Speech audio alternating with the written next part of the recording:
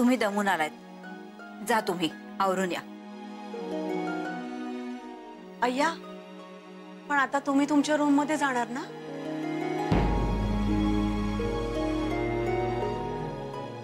मग मी कुठल्या रूम मध्ये राहू?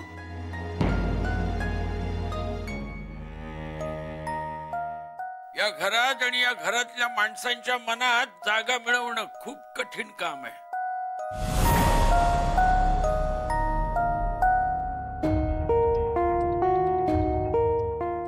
तीनच खोल्या आहेत. एक खोली आमची आहे,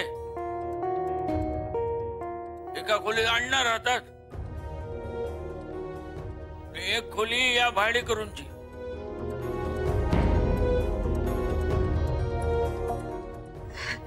हरकत नाही,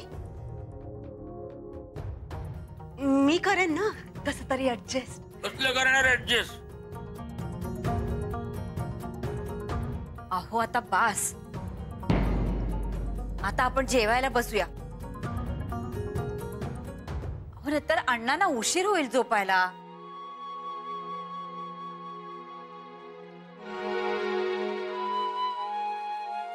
अण्णा, तुम्ही थोडा वेळ आराम करा. पानं घेतली की मी तुम्हाला बोलवते.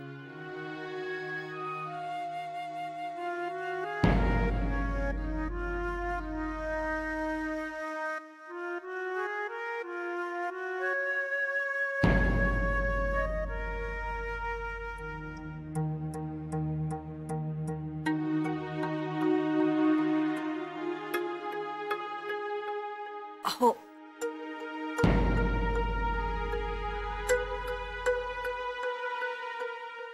अहो अण्णांसमोर विषय नको, आपण बोलूया नंतर. आणि प्लीज आता रागावू नका. चला.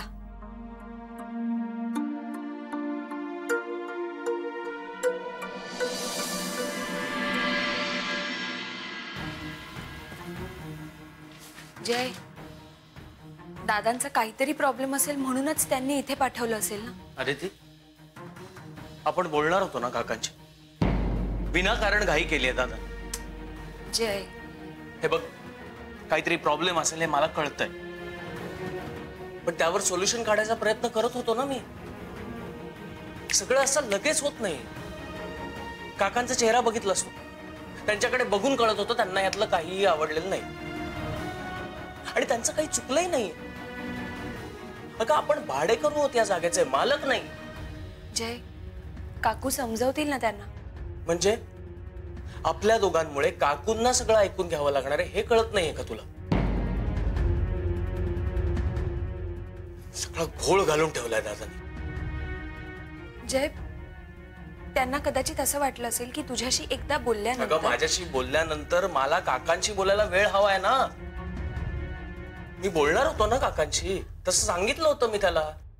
जय प्लीज प्लीज चिडचिड नको ना करू. आधी ती माझी चिडचिड ह्या कारणासाठी होतीये की आधीच काकांशी कसं बोलावं हे आपल्याला धड कळत नाही. आपल्यामुळे काकांना आणि काकूंना याआधी काय कमी त्रास झालाय का? आपल्याकडून काही चूक होऊ नये यासाठी आपण सतत काळजी घेत असतो, पण नेमकं हे असं काहीतरी होतं ज्याला आपला नाईलाज असतो. जय, आपण जर त्यांना विचारलं असतं तर ते हो म्हणाले असते असं वाटतं मला. काकू म्हणाल्या त्याप्रमाणे अण्णा येणार आहेत तर त्यांनी कदाचित होकार दिलाही असता, पण ही खूप नंतरची गोष्ट आहे. मुळात आपण त्यांना विचारलंच नाहीये आणि आता ह्यामुळे खूप गैरसमज होणार आहेत बघतो. आपण भाडेकरू आहोत इथे. आधीच काका इथल्या नियमांबाबतीत आपल्या बाबतीत किती काटेकोर आहेत हे मी तुला सांगायची गरज नाही. आणि आता त्यांना असं वाटेल की आपण परस्पर निर्णय घेतोय, आपल्याला त्यांची काही भीती उरलेली नाही. हे म्हणजे ना आपण त्यांना ग्रँटेड धरल्यासारखं झालंय. ग्रँटेडच धरलंय मला. आधी या घरातले नियम तोडत होते, आता तर काय सगळं स्वतः ठरवायला लागलेत. अहो तुम्हाला वाटतंय तसं नाहीये. तुझं तर ना मला काही कळतच नाहीये. सगळ्या गोष्टी तुझ्या समोर घडतायत आणि तू त्यांचीच बाजू घे. मी फक्त त्यांना समजून घेते. काय गरज काय त्याची? अगं आपल्याला काय वाटतं याची काही फिकर नाही त्यांना. आणि जर असती तर असं काही करण्याआधी विचारलं असतं आपल्याला त्यांनी. अहो त्यांचा काही दोष नाहीये. हं. तुम्ही उगीच त्यांच्यावर वैतागू नका. तुला त्यांची बाजू घ्यायची असेल ना तर घे, हमखास घे. मी काय करायचंय तू मला सांगू नको. हो बर बोला, पण जरा हळू. मी सांगितलं ना तुला, मला सांगू नकोस. खरं तर हे सगळं तुझ्यामुळे होतंय. आता मी काय केलं? नाही तर काय, सारखं सारखं त्या मुलांसमोर मला उपदेश करत असतेस. मग त्यांना काय वाटत असेल? हं? ह्या माणसाला काही कळतच नाही असंच वाटत असणार त्यांना. ती मुलं तशी नाहीयेत बर का, तुम्हाला हे माहितीये. आणि त्यांनी मला आधी सांगितलं होतं. म्हणजे तू अहो पूर्ण ऐकून तरी घ्या. हं, ते तुम्हाला विचारणारच होते, पण तुम्ही सकाळी नव्हतात आणि फोनवर तुमची सारखी चिडचिड सुरू होती. त्यामुळे मग माझ्याशी पण नाही बोलणं झालं. हं, करा जा सारवा सारव. एक लक्षात ठेव, हे घर माझं आहे. त्यामुळे इथले निर्णय मला विचारून घ्यावे लागतील. परत सांगते, जरा हळू. आणि हे बघ, मी सुद्धा तुला परत आणि शेवटचं सांगतोय, मी काय करायचं ते तू मला सांगू नको. घरात अण्णा आहेत, ते ऐकतील ना. ते आहेत म्हणूनच गप्प बसतोय मी. काय त्यांना झालेला त्रास मला चालणार नाही. जय, मला माहितीये अण्णा आहेत म्हणून काका गप्प आहेत. आणि त्यांना ते पटलंही नसणार आहे. आता आपण कसे जाणार आहोत त्यांच्या समोर? हे बघ जय, आपल्यालाच बोलावं लागेल ना त्यांच्याशी. अगं, त्यांना आता विश्वास बसणार आहे का? अरे ती आत्ता कुठे काका रिॲक्ट व्हायला लागले होते आपल्याला. ह्या ना त्या कारणाने आपल्याशी बोलायला लागले होते, काकूंकडे आपली काळजी करायला लागले होते. आत्ता कुठेतरी सगळ्या गोष्टी नीट होत होत्या आणि आता सगळा घोळ घालून ठेवलाय. जय, अरे चिडून काय होणार आहे? माझी चिडचिड यासाठी होते की आपली काही चूक नाहीये, तरी आपण दादा पण ना मला सांगायचं ना एवढी अर्जन्सी आहे म्हणून. काहीतरी वेगळा मार्ग शोधला असता. जय, ज्या गोष्टी घडून गेल्या त्याबद्दल बोलण्यात काहीच अर्थ नाहीये. या पुढे आपल्याला काय करायचं ना ह्याचा विचार करूया ना आपण. मी आत येऊ का?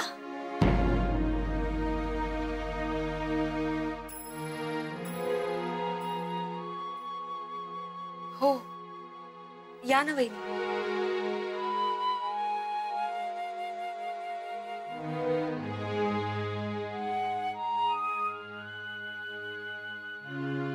काही झालंय? काही प्रॉब्लेम आहे का? टेन्शन आहे?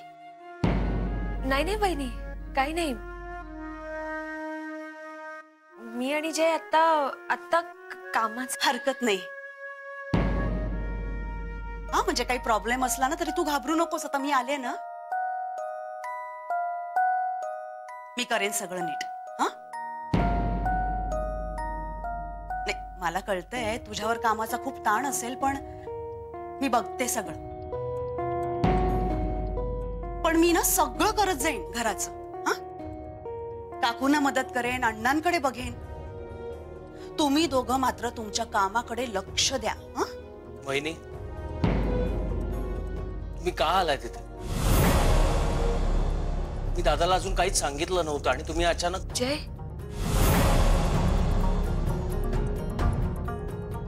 अच्छा, म्हणजे माझ्या येण्यामुळे काही प्रॉब्लेम झालाय का? ए, त्याच्याविषयीच बोलत होतात म्हणजे तुम्ही? नाही नाही वहिनी, तसं काही नाहीये. अरे जय, म्हणजे आता तुमच्याशिवाय कोण आहे आमचं? आणि अशा प्रसंगी कोणाकडे जाणार आम्ही? आता तुझ्या भावाचे प्रताप तर तुला माहितीच आहे, ते काही वेगळे सांगायला नको. आणि मला पण आवडतंय का असं लोकांकडे येऊन राहायला? काय करू म्हणजे तिकडे तर सकाळी सकाळी कशी कशी माणसं यायची माहिती, जगणं असह्य झालं होतं अगदी. एवढ्या मोठ्या सोसायटीत दारासमोर हा सगळा तमाशा लोकांसमोर. लोकांच्या नजरा नुसत्या खायला उठायच्या माहितीये. कसं राहणार मी तिकडे? तूच सांग ना. तूच सांग ना तजय.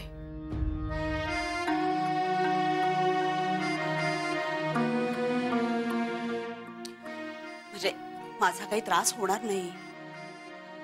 मी सगळं बघते. हा, आणि त्यातूनही आता तुम्हाला पटत नसेलच तर मग काय, मी जाऊन राहते माझ्या माहेरी चिनूला आणि अण्णांना घेऊन. म्हणजे तुम्हाला काही त्रास नको ना दोघांना माझ्यामुळे. अण्णांना नाही आवडणार माझ्या माहेरी जाऊन राहणं. ठीक आहे, मी समजावेन त्यांना. पर्यायच नाहीये म्हटल्यावर काय ना. वहिनी वहिनी हे बघा, प्लीज तुम्ही गैरसमज नका करून घेऊ. तुम्हाला वाटतंय तसं काही नाहीये. जयला फक्त एवढंच म्हणायचं होतं की काकांना न सांगता. हा, आणखीन एक गोष्ट, काकांना यातलं काही सांगायचं नाहीये. हा, मी इथे काय हे फक्त आपल्याला माहिती, लोकांना कशाला सांगायचं.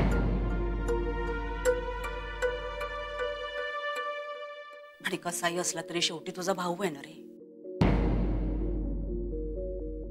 म्हणजे तुलाच सांभाळायला लागेल. मी मगाशी जे काकांना सांगितलं होतं ना, ते घराचं रिनोव्हेशन, अण्णांना त्रास वगैरे, तेच तुम्ही काकांना सांगा. हा, म्हणजे उगाच त्यांना बोट ठेवायला जागा नको ना.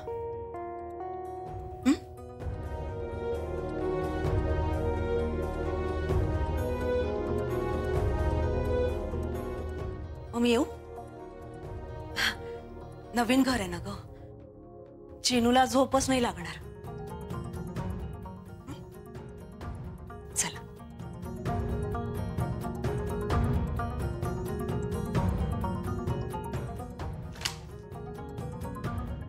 मला जसं शांत झोप लागणार आहे ना इथे.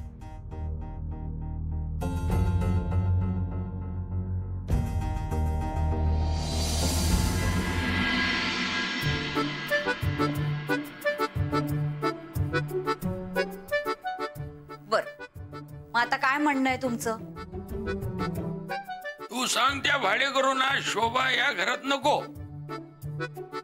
ठीक आहे, तुम्हाला हवं तसंच होईल. मी सांगते त्यांना की तुमची माणसं अशी अचानक आलेली घर मालकांना काही आवडलेलं नाहीये, तेव्हा त्यांना परत जायला सांगा.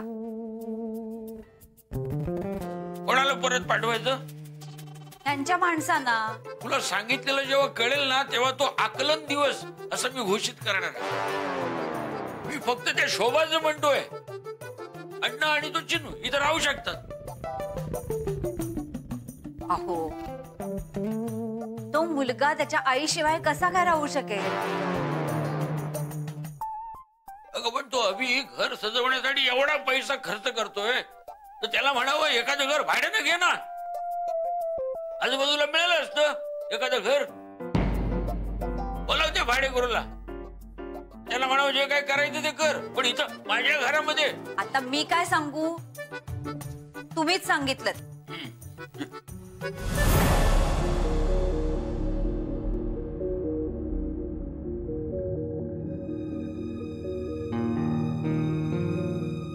काय धर्मशाळा आहे काही? कुठेही घुसत, आमच्या गप्पा ऐकत. वाईट सवय. बघ, माझ्या घरात हे असं काही चालणार नाही. असं म्हणजे असं अचानक येणं ऐकणं. हा काका, सॉरी. मी तुम्हाला सांगणारच होतो, पण त्याआधीच मला तुम्हाला ग्रँटेड धरायचं नव्हतं काका. पण तुम्ही म्हणताय तो ऑप्शन बरोबर. मी लवकरच भाड्याने, लवकरच कशाला, उद्याच घर जाऊन बघतो. फक्त एक रिक्वेस्ट आहे, आजच्या दिवसापुरतं मी उद्या सुट्टी घेतो आणि अण्णा, वहिनी आणि चिनूसाठी काहीतरी व्यवस्था बघतो. तसंही 10-12 दिवसांचाच प्रश्न आहे. बघतो मी काहीतरी.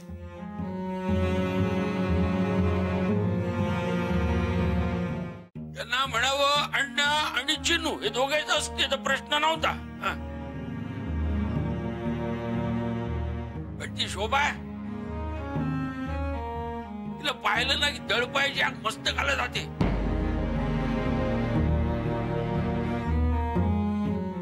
घर रिनोव्हेट करते म्हणे. ती नकोय मला इथे. अण्णांसाठी राहू दे.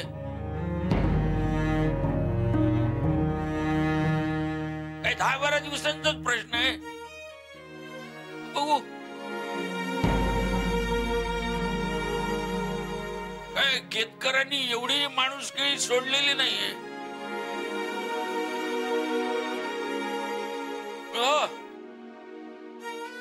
10-12 दिवसानंतर त्या शोभाला मी एक सुद्धा दिवस सहन करणार नाही. काय कळलं काय? मला काय सांगताय? तुला कळलं असेल तर त्या भाडे करून सांग. कळलं का? काका, थँक्यू व्हेरी मच. आणि हो, हे असं काही मला आवडत नाही. उद्या सुट्टी घेऊ नका म्हणा. कामावर जा. आणि अण्णांची काळजी सुद्धा घेऊ आम्ही. हो काका.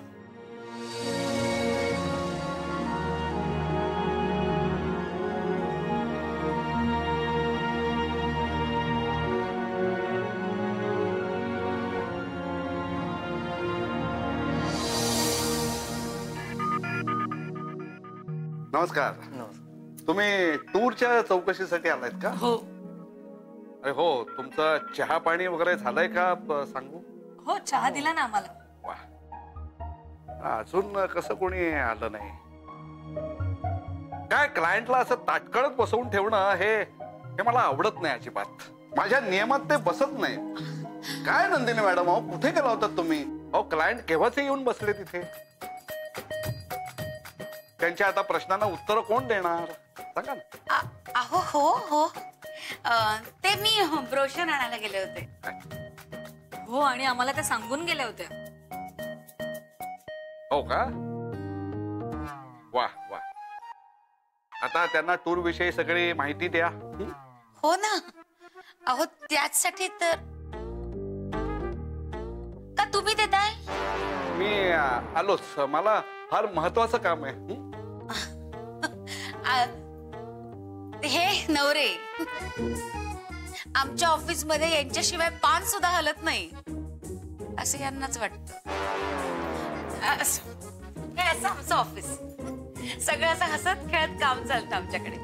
त्यामुळेच तर लोक आमची टूर नेहमीच एन्जॉय करतात. आहे हे ब्रोशर्स.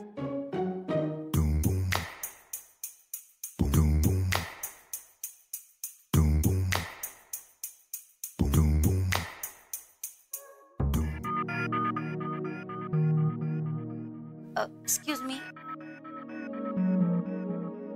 तुम्हाला एक विचारू? हो, विचारा ना. मला ना सतत असं वाटतंय की मी तुम्हाला कुठेतरी पाहिलंय. याआधी आपण भेटलोय, पण नेमकं कुठे तेच मला आठवत नाहीये. भेटलोय ना आपण? हो, बरोबर आहे. मी आधी इथून टूरला गेले होते माझ्या मिस्टरांसोबत. हा हा, तेच. हे माझं दुसरं लग्न आहे. आधीच्या नवऱ्याने मला फसवलं. ज्या माणसाने माझा कधी विचारच केला नाही, त्या माणसासाठी मी माझं आयुष्य का उद्ध्वस्त करायचं? मग आम्ही वेगळे झालो. माझी ओळख यांच्याशी झाली. यांना मी माझा सगळा भूतकाळ सांगितलं आणि यांनी मला माझ्या भूतकाळासोबत स्वीकारलं आणि आज मी खूप सुखात आहे. वा, छान. Good morning Nandini madam.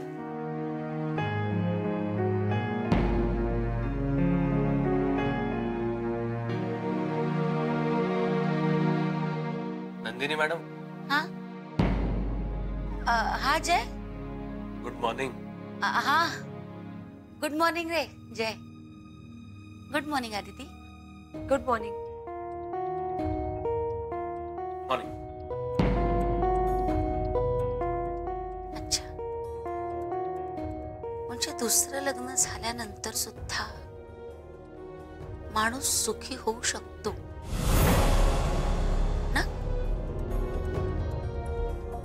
मी बोलेन,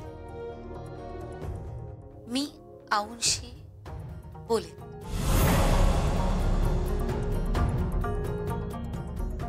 ही आमची आदिती, हिच सुद्धा तुमच्यासारखंच झालंय. म्हणजे ती सुद्धा दुसरं लग्न करून सुखी होऊ शकते. हो,